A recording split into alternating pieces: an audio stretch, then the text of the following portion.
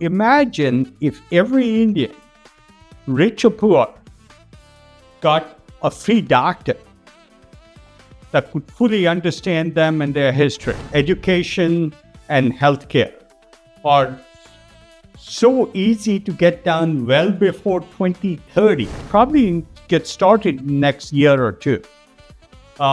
Because expertise in the world of AI will be near free. I do believe one good thing. AI will be a big equalizer between the poorest and least educated and the most educated and most well-off.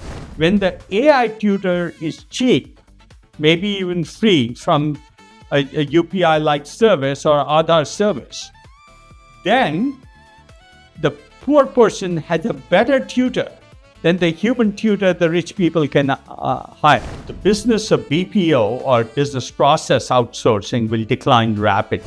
We can take that, provide AI services to the rest of the world that's not as well equipped. A farm worker will have access to the expertise of an oncologist because they are both using the same AI.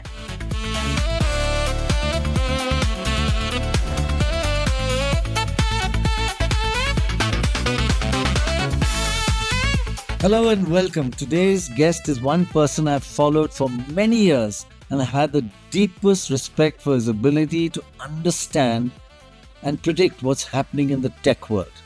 But not just me, he is one of the most influential Indian origin figures in Silicon Valley. In fact, not just in Indian origin, generally. Vinod Khosla.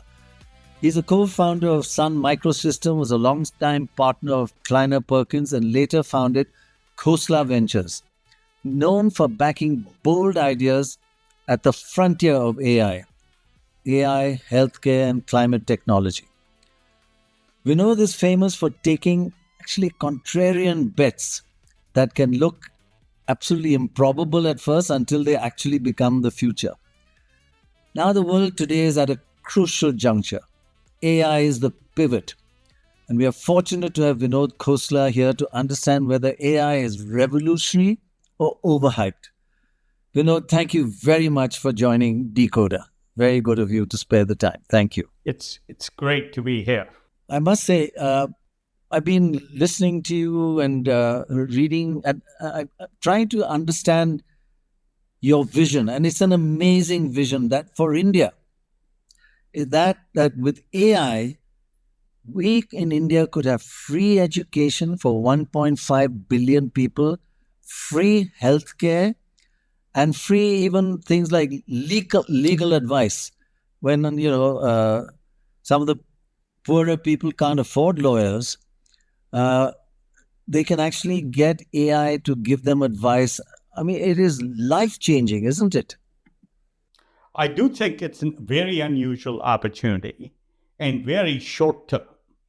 The two basic things you may mention, education and healthcare, are so easy to get done well before 2030 in the next 5 years. Probably get started next year or two. Because expertise in the world of AI will be near free. So imagine if every Indian, rich or poor, got a free doctor that could fully understand them and their history. Phenomenal. I think that can be done for far less than we are spending on primary care today. Think about it. A personal doctor, your child is sick at 2 a.m. in the morning, you get a personal doctor available to you through AI at that moment. If your kids need homework help, no matter who you are and whether even your teachers showed up at school because the absentee rates are so high, AI can assess what you know and what you don't know. What are the gaps in your learning and tutor you.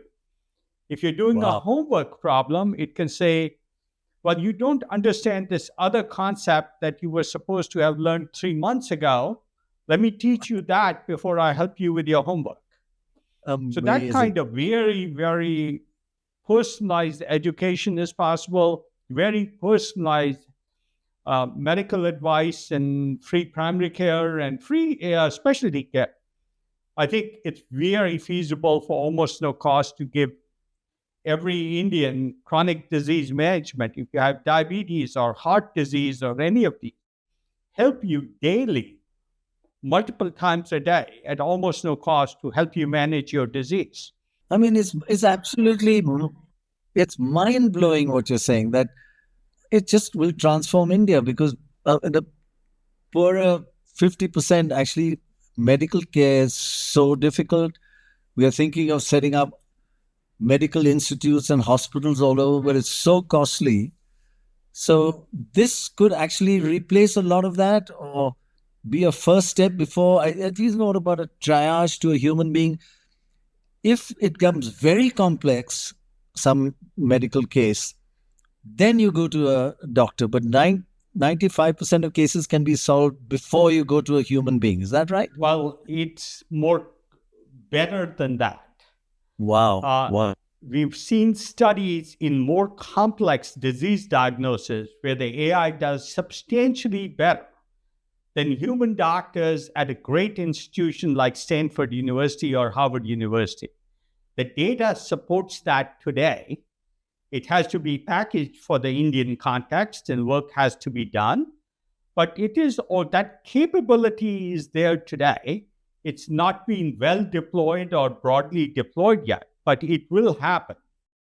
And I do think my vision for India, Aadhaar was the foundation for identity for every Indian. Yes. You can use it for payments, but there's no reason at the same identity setup, Aadhaar can be used to offer primary care services and other chronic disease management services. Amazing. And education services. I think it is imperative the Indian government make it a goal in the next few years, well before 2030, to have UPI-like services available in universal health and universal education. So whether you're 15 years old as a student trying to learn math or science, or a 50-year-old wanting to go back and learn engineering, you can do whatever you want to do at almost no cost and in a way that's totally affordable within the current budgets of the Indian government that are spent on health and education. In fact, you did mention that it could be cheaper than setting up hospitals, using AI to get direct one-on-one advice. But tell me, will it be very impersonal? It won't be just a weird-looking figure. It'll be almost human, is it? Well, the data shows that humans actually often prefer AI to other humans. Wow. If a doctor asks you, how much are you drinking? You don't give an honest answer. Or how well do you control your diet? So we found that many people prefer AI to humans, especially if it's available. If you're in the village, it'll take you a day to travel to some place you can access a doctor, and you lose your wages during the time just to see a doctor. So you just don't see a doctor. If your teacher's absent at school, you don't get that education. So especially for the rural population and the less privileged population, this is just a massive opportunity. Yeah, but let me tell you one little specific thing about India, which many doctors have told me. Unlike the West, where if you got something wrong, you like to meet your doctor one-on-one. And in India, doctors say that they want their whole family around. So if they call somebody in and say, he or she will look around and can I call my whole family? And then the whole family comes, then they discuss it. Can AI be social like that?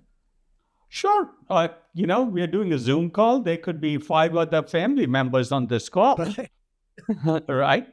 And look, the practical example is I just did an experiment. I didn't even know there's a particular language used only by a few thousands of people in Meghalaya called Kashi. And I asked one of these systems to speak in Kashi to me, and turns out it can. So you can Wow. now communicate to somebody in Meghalaya who only speaks Kashi in their language, in their context. That's the wonder. How many doctors could speak in Kashi? Exactly, exactly. By the way, DeKoder, everything you're saying will be available in 10 languages as well, or using AI.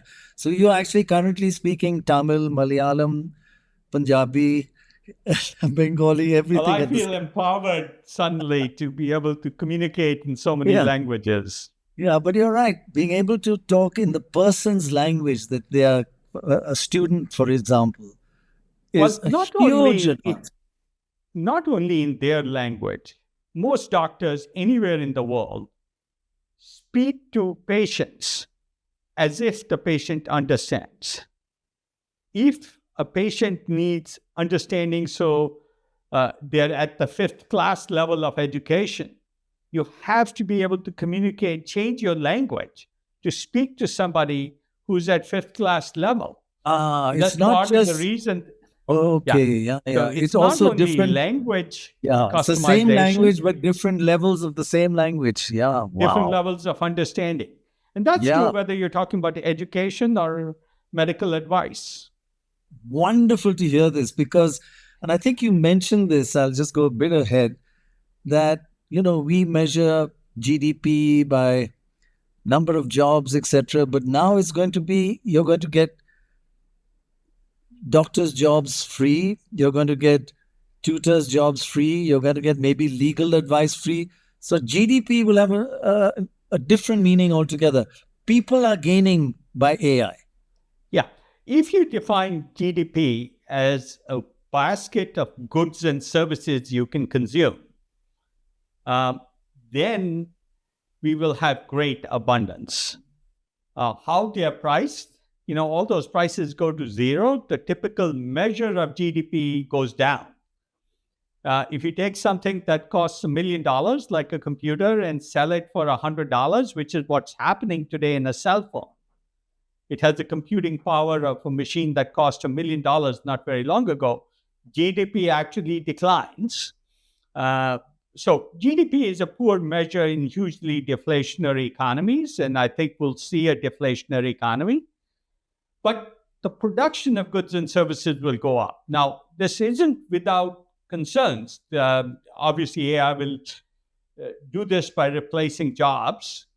And so some level of redistribution of value to people in the lower income stratas is going to be very necessary in the world of AI. Um, and we can go into the economics. The economic implications are very significant. Policy will make a huge difference, and policy will often be determined by politics. So all those things are more the constraint to see this world happen than the technology capability. And I hope somebody like PM Modi takes on the task of saying, I'm going to make free healthcare available. Uh, you know, Hospital surgery is different than expert opinion. The opinion of Right. a gastroenterologist or a neurologist or an oncologist or a primary care doctor or a mental health therapist, uh, that that's going to be free. If you're doing beds in a hospital, that's not going to be free. Drugs hopefully will be get cheaper, but they are not cheap today because drug companies have a monopoly. But AI is designing new drugs. So 10 years from now, the number of drugs per disease will go up dramatically, which means pricing will come down. You mean AI will develop those drugs? So there'll be many, Yes. many more available, options available. Yeah. The first drugs designed by AI are likely to enter what are called clinical studies this Right. year. Now, those studies can take 5 or 10 years because drug Yeah. development is a very Yeah. long process, but it's Yeah. a beautiful possibility. So drugs, uh, even diagnostics and blood tests and imaging, x-rays, all those can be reduced in cost because you don't need a radiologist to read those studies. Now, one of the things you mentioned is that AI can take you so far. But then when it gets very complex or certain physical surgery is needed or uh, x-rays needed or, these various Yes. kind of radar tests, those are physical things. So they'll take you to that point, but then you'll have to have a human intervention, what you call a triage, is that? AI software won't solve all problems, Yeah, but it will solve many, many problems. I think exactly. we have to keep this in mind. And when the physical world is involved, robotics AI is probably 5 to 7 years behind where software AI is or intelligence AI is. By So I robotics, you do mean think a we will robot have to actually worry. doing the sorry, by robotics you mean a robot actually doing the surgery? That's what you mean, is it? Yes, Okay, that's sorry. not likely to happen in the next 10 years. It will happen at some point, probably in the late 30s. But let me make the following point.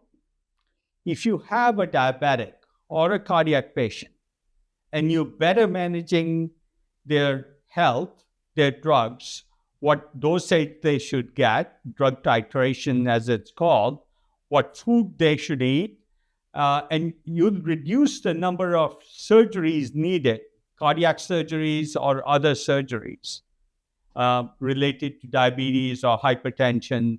So I do think you can reduce the amount of healthcare needed in the physical world by taking care of patients early with AI. I mean, it really is a completely different world that you're looking at. And honestly, the fact that you've been correct in many of your foresights, I really am so enthused by this that this could be a Yeah. new India where the poor benefit the most, actually. The poor will benefit the most, which is the purpose of the blog I wrote, which is on our website, What AI Can Do for India. And I gave a Right. talk on it at the Computer History Museum in December. Same Right. idea. We can do a lot for the bottom half of the Indian population, obviously also for the top half. And even other things like entertainment will be nearly free. Now, we will need much of the government to step up and provide these services because they will be so cheap. It'll be easier to provide even for the government, and you won't create large budget deficits to make this happen. So I'm really excited about the economics of it also. Um, but the long term is very, very exciting.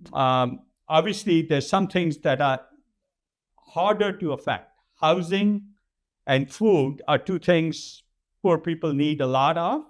And those are harder to affect with AI's expertise or intelligence. Their word isn't that word isn't tied to intelligence being free or knowledge being free. It's tied to actually constructing housing. Now, I do think there's ways housing will cost will also can decline if you take a strong approach. But while you're doing these cost reductions, you will also see pressure on employment. And so I have to make sure I point that out. It isn't all easy, and these will be policy trade offs. But the first two I mentioned, free healthcare, primary care, and free education are very easy to provide very soon as part of a UPI-like service or an Aadhaar-like service. I must say, UPI is a huge success in India. You And go to a coconut seller and he uses UPI. Everybody's using it. It's just a no, it's a revolution. great example. Look, in the West, in a country like America, Visa and MasterCard are a 2 or 3% tax on every transaction. Right. Right? It's like that tax went away in India Yeah. because of UPI. I think the cost of primary care can be down to, it shouldn't cost more than tens of rupees per month to provide this service, whether it's education or healthcare. This is not hundreds of rupees per month. Yeah, It's that's the that cheap. point. It should be that cheap in a few years by 2030 for sure. 2030, that's just 4 years Around the away. corner. It's around the corner. Wow. But one of the aspects which I want to know how you tackle parents who get AI as their tutors for their kids, or doctors for their children, or each other, or even legal advice. How do you establish their trust that AI is something that they can rely on? How would you do that? I think there will be many mechanisms to characterize AI. Um, One of the simple examples I gave is today, there isn't a good way to say how well do doctors perform in diagnosing a patient. I've sponsored a study at Stanford University say in the US, what is the level of performance of a doctor?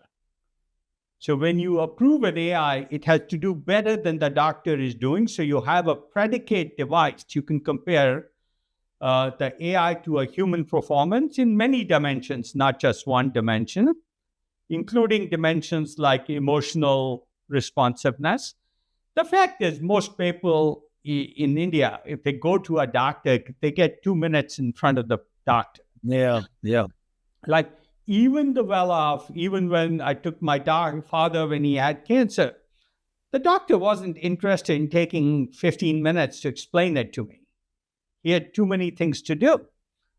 Yeah. And so AI Very, can take hours explaining this and answering all the questions it's a just patient might have. it's a beautiful new world that could happen, which you're actually laying out for us.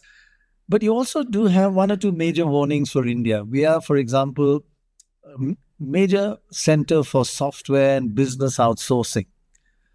AI could replace that, right? Business I think, outsourcing software. yeah, Sorry. almost certainly the business of IT services in 5 years will mostly decline rapidly. The business of BPO or business process outsourcing will decline rapidly. That's already happening. Customer support calls, that's declining so rapidly. So those are going away. But India has one advantage. It has the population that is a fairly large amount of educated people, as Indians have established worldwide. And, Indian engineers are dominant, our technologists are dominant in Silicon Valley. We can take that to provide AI services to the rest of the world that's not as well equipped. And I think if I were doing policy on that side, on the side of developing businesses, that's what I would focus on. Focus on Not AI exports it's AI services exports instead of BPO services instead of exports or BPO. IT So services it's a exports. huge transformation you're talking about. Instead of BPO, we're becoming an AI exporter, and we have Yes. the ability, but we have to focus on it, right?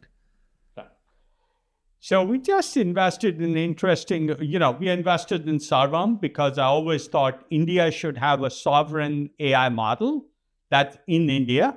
So we are invested in Sarvam, which is building AI in India for India and very focused on the 12 or 13 regional scripts, which don't have enough data for the Western models to really be good at.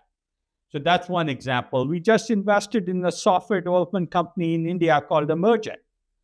They've taken 7 months to go from almost nothing to a $50 million run rate. 7 months. It's a stunning set of entrepreneurs called Emergent out of India. So I do think there's opportunities, there are dangers, and that's where the importance of politics and policy become very, very important. If we don't take care of the voters at the bottom, they will reject an AI. They will elect people who oppose AI as opposed to people who support AI. One of the dangers to keep in mind is China is very committed. Their last 5 year plan had leadership in AI as a national plan goal.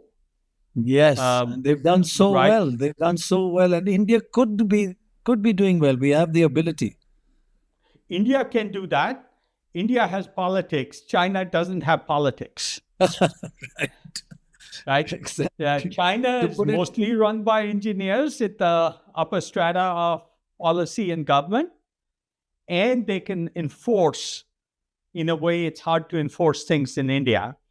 Democracies have that disadvantage, but I'm hoping the current government will take an aggressive stance on that, on both keeping up with China, but also bringing these services to the Indian people. I had a that's the key. conversation with, Yeah. one world leader of a country, and he said, well, he's not going to adapt AI in the country because they want to avoid job losses. Well, that's a very dumb approach Yeah. because they Yours is avoid exactly all the the opposite. benefits. Yes. Why I'm so excited about your vision is that it's not job losses. It creates a much better welfare state. Plus, two, if you focus, you can change the job losses and Yeah. have AI exports. I do believe one good thing. AI will be a big equalizer between the poorest and least educated and the most educated and most well off. And the reason is because everybody will have the same intelligence in the AI, the same education in the AI. So, in fact, a farm worker will have access to expertise of an oncologist because they're both using the same AI. So Yeah, it will be a amazing. great equalizer if we can get the right policies in place. Because otherwise, the richer or the middle class get the better doctors, the poor get the Yeah. uh, Look, sham doctors. But here, it's like equal, every equal for well-off everybody. Indian is hiring personal tutors for their kids. Yeah. The poor people can't afford to hire a personal tutor, so there's a natural advantage for everybody who's well off. When the AI tutor is cheap, maybe even free from a UPI-like service or other service, then the poor person has a better tutor than the human tutor the rich people can hire. And That's their fantastic. children don't have this huge disadvantage because that comes from being wealthy. I'm going to ask you quickly before getting back. I have a lot of questions on what this means for traditional BAs and MAs, etc. But before that, you've invested in hundreds and thousands. You just mentioned you invest in some companies in India. Tell me two or three things you look at before you invest, and what makes you say, okay, worth it, not worth it. There's a class of people who define the world as is. They accept the world. And then there's a small percentage of people who say, this is the world could be, and I'm going to drive to make that happen. I call that human agency. They have agency to cause change to happen. That's what I look for. They drive the change despite the odds. And there's lots of odds. It's Of hard being course. an entrepreneur. Most entrepreneurs fail. But people with agency drive the change. And I hope even listening to this podcast, a few people get motivated to drive further change in everything. It's helped a lot. India recently has had good role models of successful entrepreneurs. And because of that, more young people are wanting to be entrepreneurs and are developing agency. They're not accepting their fate. This is what is, and I'll just accept it. So Right. that's encouraging to me. That's very encouraging. Now, getting back to doctors, tutors, etc. with AI, what is that impact on a person who's got an MBA or an MBBS or uh, just a normal degree? When now you can, it's all on AI. Does it kind of, are they in a bit of trouble? So I think you have to look at time frames. The next 5 years or so, they are best equipped to leverage this. So the way I would explain it, every doctor in India can get 5 AI interns they can supervise. Uh, uh, and so they leverage their work capability. But if you're talking 20, 40, 15 years, time frames that are relevant for a country, not a person, um, they will be equalized with people who don't have that medical degree or that MBA. So that's why I say it'll be equalizing, but it means the few people who have a large advantage today will not have that huge advantage, or at least that large an advantage. That's again equity. It's good that everybody is. I think we will have, it is possible with AI to have, with the right policies, much more equity in a society. And I'm excited about that. Because today, if you start off ahead because you have a better education, your parents paid for you to go to Stanford or something, you're well ahead of everybody else. Every kid should have that opportunity. What is called economic mobility in a society can go up dramatically. Fantastic. And before AI, to do that would cost a lot of money. You want hospitals Yes. everywhere, you want access for you have to Yes. subsidize. But now that has changed. You can have greater equity at a much, much infinitely lower cost, or Yes. one tenth the cost. Yeah. Yeah. In some of the services, as I mentioned, things like housing and food are still difficult services. But But you I even suspect mentioned that, there, I think you even wrote that you can look at AI can look at the materials used for housing or the materials used for road and what yes. width should a road be, and they can cut costs and make it maybe not one tenth but one third or one fifth And cheaper. I'm spending a lot of time looking at the issue of, can something like housing be made much, much cheaper when it's so physical? The fact is houses weren't built on site, they were factory built, they'd be half the cost. We Right, know that right. today. And if you used a lot less material, what I call dematerializing housing, uh, it'd be a lot cheaper. So I do think those problems aren't solved, but I'm working on it. I'm working on technologies that make that easier and better, but I wouldn't say they're solved or easy to see how it will be done. They're hard problems, but worth working on. Vinod Khosla, so good. Really, I'm just so encouraged to hear this because I look at a great future for India, but this has to be implemented. And there are a lot of hurdles in that and bottlenecks, which obviously are normal. And as you said, any you want to change the world, there are bottlenecks. But just give us a last statement of the future that could be India's and that could be a revolutionary future for India. Well, I think it is, I think, possible to overcome the budget deficits and all those for all basic services. Uh, That's it's huge. possible, one of my favorites, to replace cars with public transit that is self-driving public transit. We have a system to do, we've developed a system to do that. So uh, uh, at the level of cost of a DTC bus, you can have Uber-like services or Ola-like services. Using Why? AI. Because the AI is driving the cars and they're utilizing them and their personal vehicles. You have two people in a vehicle, not 100, like a bus in Delhi. Right. So you see a very different world ahead, possibly for India. Oh, I do think a lot is possible. Most of it is now in the hands of politicians and policy. And people being optimistic enough to believe this vision and then trying to make it happen. It won't happen by itself. Entrepreneurs and governments will have to make it happen.